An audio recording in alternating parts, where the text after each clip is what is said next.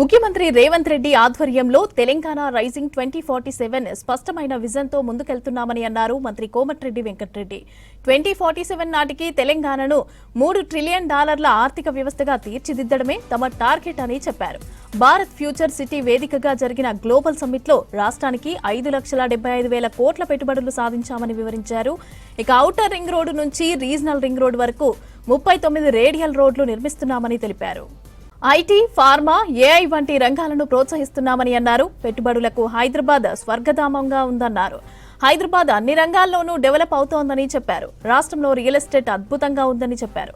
హైటెక్స్ లో నిర్వహించిన ఏస్టెక్ హైదరాబాద్ 2026 కార్యక్రమానికి ముఖ్య అతిథిగా మంత్రి కోమటిరెడ్డి వెంకటరెడ్డి హాజరయ్యారు.